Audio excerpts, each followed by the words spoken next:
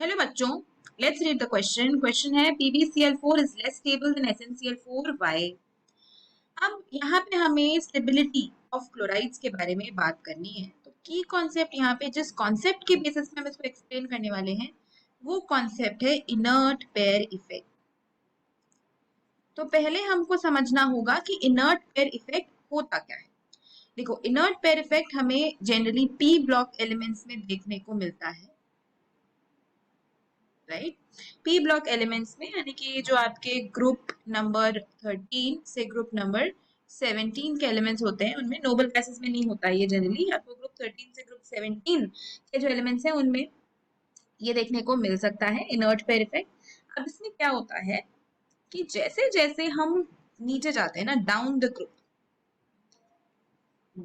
Group जाने में होता क्या है, there is a reluctance of s electrons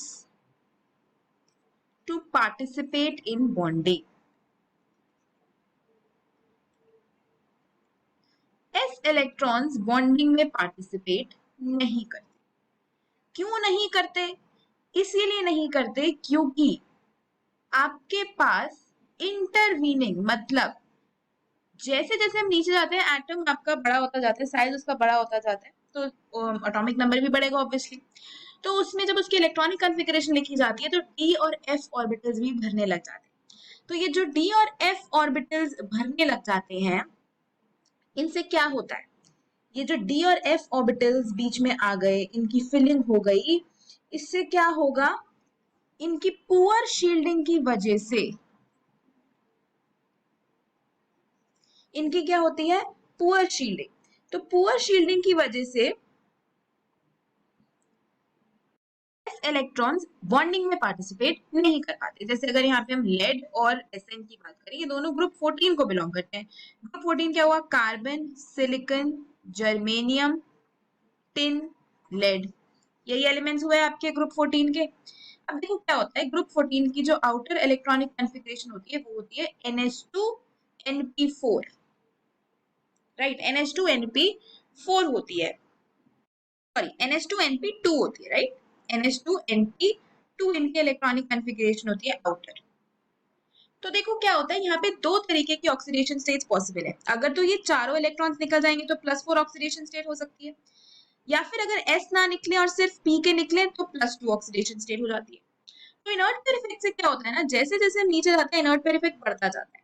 तो नीचे जाने में क्या होता है, जो कम ऑक्सीडेशन स्टेट है उसकी स्टेबिलिटी बढ़ती जाती है, क्योंकि नीचे जा रहे हैं, डी एंड एफ ऑर्बिटल बढ़ते जा रहे हैं, तो जो NS है अब वो शील्ड होता जाएगा, राइट। तो यहाँ पे +2 ऑक्सीडेशन स्टेट की स्टेबिलिटी बढ़ती जाएगी डाउन द ग्रुप, और +4 ऑक्सीडेशन स्टेट की स्टेबिलिटी कम होती जाएगी। Reason being the inert pair effect. Inert pair effect के वजह से ही ऐसा होता है।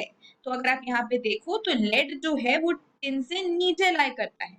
तो अगर हम टिन और लेड में बात करें तो टिन +4 ऑक्सीडेशन स्टेट में ज्यादा स्टेबल होगा in comparison to lead in +4 oxidation state.